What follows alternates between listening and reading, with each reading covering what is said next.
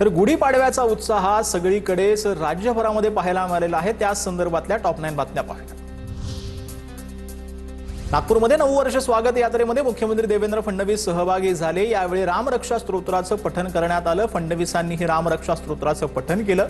मराठी अभिनेत्री सई तामणकर ही नागपुरातील शोभायात्रेमध्ये सहभागी झाली होती।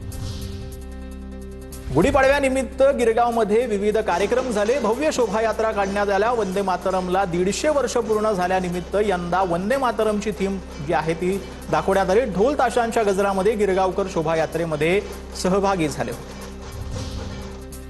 डोंबिवलीतील गुढीपाडव्यानिमित्त मराठी नववर्ष स्वागत यात्रा काढण्यात आली। यंदा वंदे भारतच्या थीमवरती शोभायात्रेचं आयोजन करण्यात आले होते। भागशाळा मैदानातून यात्रेला सुरुवात झाली। शहरभर ढोल ताशांचा गजर पाहायला मिळाला। राज्यातील सर्वात उंच शिखरावर उभारली गुढी। घोटी येथील कळसुबाई मित्रमंडळाची 29 वर्षांपासूनची परंपरा। कळसुबाई शिखरावर चढाई करत सूर्योदयाच्या वेळी गुढी उभारत दिल्या गुढीपाडव्याच्या शुभेच्छा।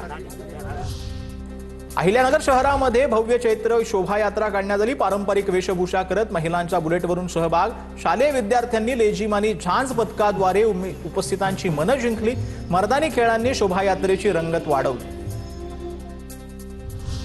पंढरपूरमध्ये गुढीपाडव्यानिमित्त विठ्ठल रुक्मिणी मंदिराला फुलांची आकर्षक सजावट। रांजणगाव येथील विठ्ठल भक्त नानासाहेब पाचणकर यांच्याकडून फुलांची आरास।